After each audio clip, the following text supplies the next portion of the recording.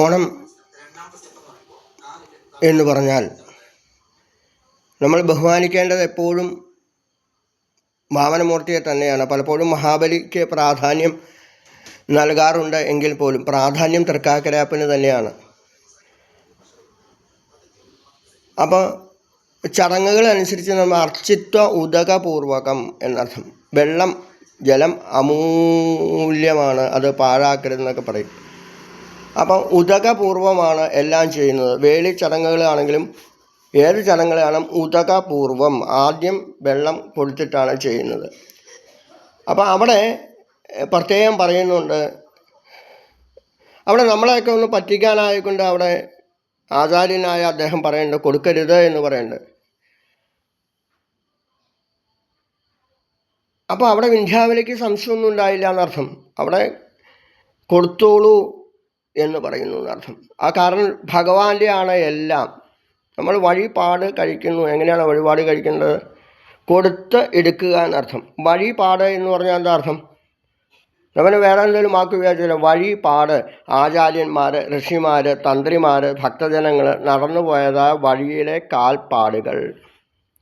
ക്ഷേത്രങ്ങളിൽ ചെന്ന മഹാക്ഷേത്രങ്ങളിൽ പോയാൽ അറിയാം, മണ്ഡപത്തിന് തൊട്ട് മുമ്പായിക്കൊണ്ട് ഇടതുവശത്തായിക്കൊണ്ട് ഒരാൾ നമസ്കരിച്ച് ഇരിക്കുന്ന 3 ഡയമെൻഷനലായിട്ടൊരു ചിത്രം ഉണ്ടായിരിക്കും നമസ്കരിച്ച് കഴിക്കുന്നത്. അപ്പം സർവദേവ നമസ്കാര കേശവം പ്രതി ഗച്ഛതി കേശീതു കംസപ്രഹിത ഖുരൈർമഹീന്ന് ഭാഗവതം പറയുന്നുണ്ട്. കേശിയെ വധിച്ചതായ, അങ്ങനെ കേശവൻ എന്ന് പേര് വന്നതായ ഭഗവാൻ.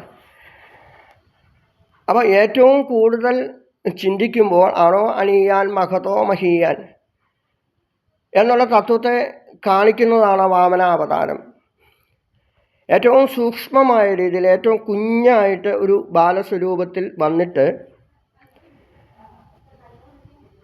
അത് പദത്രയം യാചിച്ചു എന്നർത്ഥം.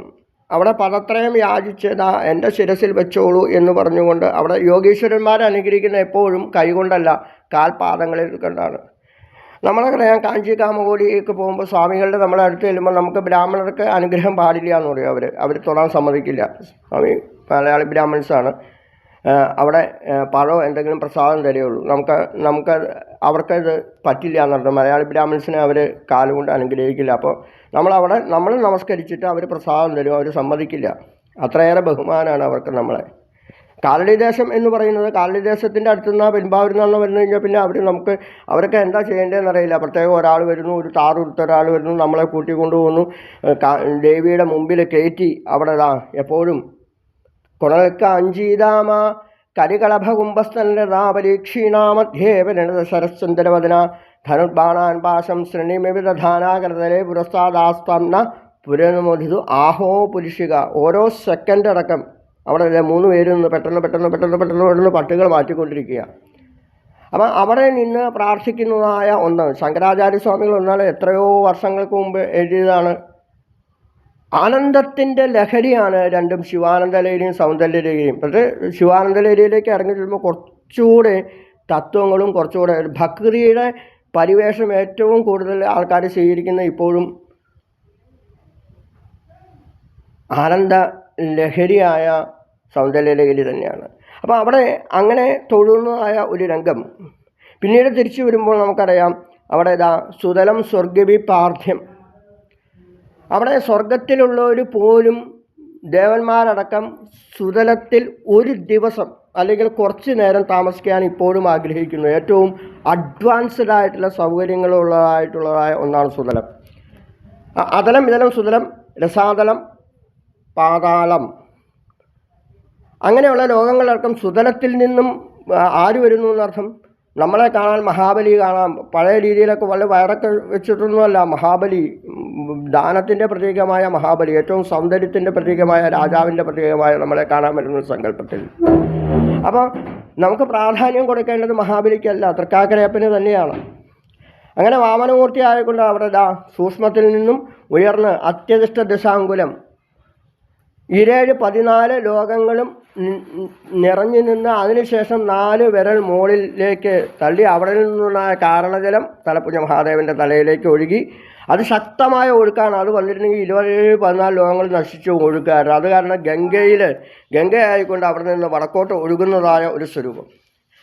അപ്പോൾ അങ്ങനെ സൂക്ഷ്മമായ ഒന്നിൽ നിന്നും അങ്ങനെയുള്ളതായ ചെറുതിൽ നിന്നും വലുതായിട്ട് വളർന്നതായ ലോകം മുഴുവൻ നിറഞ്ഞതായ വാമനമൂർത്തി. ആ വാമനമൂർത്തി അനുഗ്രഹിക്കപ്പെടുമ്പോൾ, ആ ഗംഗാജലം ഇവിടെ ഒഴുകപ്പെടുമ്പോൾ, ഇപ്പോഴും നമ്മളിതാ ഗംഗേ ചൈമനേ ചൈവ ഗോദാവരി സരസ്വതി നർമ്മദേ സിന്ധുകാവേരി ജലലക്ഷ്മി സന്നിധി ഗംഗാദ്യ സർവതീർത്ഥ സന്നിഹിത സന്തു ഇമാപ ശിവാ സിന്ധു ശുഭാ ശുദ്ധാശ്ച നിർമ്മല പാവന ശീതള സേവ പൂത സൂര്യശ്വരശ്മി തീർത്ഥം ഉണ്ടാകുന്ന മന്ത്രമാണ്. അപ്പോൾ ഗംഗയെ ആദ്യം സ്മരിക്കുന്നു. ഭഗീരഥ പ്രയത്നം മൂലം ഗംഗ വന്നു എന്നൊക്കെ വേറൊരു ചരിത്രം. അപ്പോൾ അതിൻ്റെ തന്നെ ഗംഗയുടെ മറ്റൊരു സ്വരൂപമാണ് ഇന്നതാ കയ്യെത്താവുന്ന ഒരുത്തെടുക്കുന്ന ചൂർണിയാർ എന്ന് പറയുന്നതായ, പണ്ട് പെരിയാറിനായിരുന്നില്ല പേര്, ചൂർണിയാറിനായിരുന്നു പേര്. അപ്പം ഇതിൻ്റെ തൊട്ടുപുറവിൽ, ഞാൻ ഇരിക്കുന്നതിൻ്റെ തൊട്ടുപുറവിലാണ് അവിടെ മുതല കടവ്. ഒരു ലൗകികമായ ചിന്തയിൽ സംസാരമാകുന്നതായ മുതല കടിച്ചതായ എന്ന സങ്കല്പത്തിൽ അമ്മയോട് ചോദിച്ചു സന്യസിച്ചോട്ടെ എന്ന് ചോദിച്ചപ്പോൾ അവിടെ സന്യസിക്കാൻ അനുവാദം കൊടുത്തതായ ഒന്ന്. പിന്നീടായോ ശങ്കരാചാര്യ സ്വാമികളുടെ എഴുത്തിനിരുത്തിയതായ ഇവിടെ ഇന്ന് വളരെ ശകലം ദൂരമുള്ള ആവളംകോട് സരസ്വതി ക്ഷേത്രം. ശങ്കരാചാര്യ എല്ലാ ദിവസവും എഴുത്തിനിരുത്തി നടക്കുന്നതായ 2-3 ക്ഷേത്രങ്ങളിൽ ഒരു ക്ഷേത്രം ആവളംകോട് ക്ഷേത്രമാണ്. ആ ആവളംകോട് സരസ്വതി ക്ഷേത്രത്തിൽ ഇരുന്നു കൊണ്ട് ശിവാനന്ദലഹരിയും സൗന്ദര്യലഹരിയും എഴുതപ്പെട്ടപ്പോൾ അതിൻ്റെ ഒരു കോപ്പി ഉണ്ടോ എന്ന് ചോദിച്ചാൽ അറിയില്ല. അതാണ് പ്രത്യേകത. പുസ്തകം നോക്കി പഠിച്ചാലും ഗുരുനാഥൻ്റെ മുമ്പിൽ നിന്ന് പഠിച്ചാലും നല്ല വ്യത്യാസം. ഓൺലൈനിൽ ഇപ്പോൾ സൗകര്യമുണ്ട്. ഇപ്പം ഞാനിരിക്കുന്നത് അതിൻ്റെ എൻ്റെ ഏട്ടൻ തന്നെയായ അദ്ദേഹം ഓൺലൈനിലൂടെ സൗന്ദര്യലഹരിയുടെ വ്യാഖ്യാനങ്ങൾ നമുക്ക് പഠിപ്പിച്ചു തരുന്നു. അപ്പോൾ അഡ്വാൻസ്ഡ് ആയിട്ടുള്ള എല്ലാം നമ്മൾ ഉപയോഗപ്പെടുത്തുക. യൂട്യൂബ് ആണെങ്കിലും ഫേസ്ബുക്ക് ആണെങ്കിലും എന്താണ് ഉപയോഗപ്പെടുത്തുക. അപ്പോൾ സൗന്ദര്യ ലഹരിയിലൂടെ പോകുമ്പോൾ നമുക്കറിയാം ഓരോ ശ്ലോകങ്ങളും നമുക്ക് മറക്കാൻ സാധിക്കില്ല. അപ്പോൾ ശങ്കരാചാര്യ സ്വാമികൾ എഴുത്തിനിരുത്തപ്പെട്ട ആളുകളുടെ ക്ഷേത്രം അടക്കം. അപ്പോൾ അങ്ങനെ അവിടെ സുതലത്തിൽ നിന്ന് വരുമ്പോൾ പ്രത്യേകം ഓർമ്മിപ്പിക്കുന്നു. പ്രാധാന്യം തൃക്കാക്കരയപ്പനാണ്. മറ്റേത് രാജാവിൻ്റെ ഒരു സ്വരൂപമാണ്. തൃക്കാക്കരയപ്പൻ്റെ കാലടികൾ, വാമനമൂർത്തിയുടെ കാലടികൾ എങ്ങനെയാണ് യോഗീശ്വരന്മാർ അനുഗ്രഹിക്കുന്ന അതുപോലെ നമ്മുടെ തലയിലും ആ കുഞ്ഞ് ബ്രഹ്മചാരി സ്വരൂപത്തിലുള്ള വാമനമൂർത്തി അനുഗ്രഹിക്കട്ടെ എന്ന് പ്രാർത്ഥിച്ചുകൊണ്ട് നാമജപത്തിൻ്റേതായ ഓം നമോ ഭഗവതേ വാസുദേവായ, അതാണ് ഭാഗവതത്തിൻ്റെ മൂലമന്ത്രം. അത് ഓണക്കാലത്ത് ധാരാളം ജപിക്കുക. ആമയങ്ങൾ ഇല്ലാണ്ടിരിക്കട്ടെ, എല്ലാവരും ഐശ്വര്യമായിരിക്കട്ടെ എന്ന് പ്രാർത്ഥിച്ചുകൊണ്ട് ലോകത്തിൻ്റെ മുഴുവൻ സൗന്ദര്യവും ലോകത്തിൻ്റെ മുഴുവൻ ശക്തിയും ലോകത്തിൻ്റെ മുഴുവൻ പവറും നമ്മളിലേക്ക് വരുമ്പോൾ 16-ൽ ഒരു അംശം മാത്രം നമ്മൾ എടുത്തുകൊണ്ട് ബാക്കി ലോക നന്മയ്ക്കായിക്കൊണ്ട് ചെയ്യുമ്പോൾ ഓണക്കാലത്ത് വരുന്നതായ ഞങ്ങളുടെ പ്രവർത്തനങ്ങൾ ധാരാളം നടന്നുകൊണ്ടിരിക്കുന്നു. ഉത്രാടത്തിന് മുമ്പായിട്ടുകൊണ്ട് അർഹതപ്പെട്ടവർക്കുള്ള ആഹാരം, വസ്ത്രം, കിറ്റുകൾ മുതലായവ എത്തിച്ചു കൊടുത്തുകൊണ്ടിരിക്കുകയാണ്. 9605139916 എന്ന നമ്പറിലേക്ക് വാട്സപ്പ് ചെയ്ത് കഴിഞ്ഞാൽ 1 രൂപയാണെങ്കിലും 1000 രൂപയാണെങ്കിലും സ്വീകരിക്കും. അതിൻ്റെ ബില്ല്, രസീത് കൃത്യമായി തന്നെ വാട്സപ്പ് വഴി പേഴ്സണലായിട്ട് തരുന്നതായിരിക്കും. ഉത്രാടത്തിൻ്റെ അന്ന് രാവിലെ 10 മണിക്ക് മുമ്പ് എറണാകുളം ജില്ലയിലെ ജാതി മത വർഗ രാഷ്ട്രീയ ഭേദമന്യേ മുസ്ലിമെന്നോ ക്രിസ്ത്യൻസെന്നോ അല്ലെങ്കിൽ അങ്ങനെയില്ല, മുത്തശ്ശന്മാരെന്നോ മുത്തശ്ശിമാരോ എന്നോ ഇല്ലാതെ അർഹതപ്പെട്ട് ഇപ്പോഴും 3 നേരം നല്ല രീതിയിൽ ആഹാരം കഴിക്കാൻ കഴിയില്ലാത്ത ധാരാളം ആൾക്കാരുമുണ്ട്. നമുക്ക് അച്ഛനുണ്ട്, അമ്മയുണ്ട്, കൂട്ടുകാരുണ്ട്, ബന്ധുക്കളുണ്ട്. ഇതില്ലാത്ത ആൾക്കാർ ധാരാളമില്ല. അവർക്കും ഓണം വേണ്ടേ? അപ്പോൾ അവരുടെ ഓണാഘോഷങ്ങൾക്ക് ഞങ്ങളുടെ ഗ്രൂപ്പുകളടക്കം ഒരുമിച്ച് പ്രവർത്തിച്ചിരുന്നു. ഉത്രാടത്തിൻ്റെ അന്ന് രാവിലെ 10 മണിക്ക് മുമ്പ് കിറ്റുകൾ എത്തിക്കണം, അവർക്ക് പായസം എത്തിക്കണം, അതിൻ്റേതായ ചിലവുകൾ വേണം. 1 നാണയം മുതൽ 1000 നാണയം വരെ സ്വീകരിക്കും. 9605139916 നമ്പറിലെ വാട്സപ്പ് നമ്പറിലേക്ക് ഗൂഗിൾ പേ ചെയ്യുക. അത് കൃത്യമായ രീതിയിൽ തന്നെ കഴിഞ്ഞ വർഷത്തെ പോലെ രസീത് കൃത്യമായി തന്നെ പേഴ്സണലും ധാരാളം ആൾക്കാർ ഇപ്പോഴും ബന്ധുക്കളും സുഹൃത്തുക്കളും ഇല്ലാതെ വസിക്കുന്ന ധാരാളം വൃദ്ധസദനങ്ങളുണ്ട്.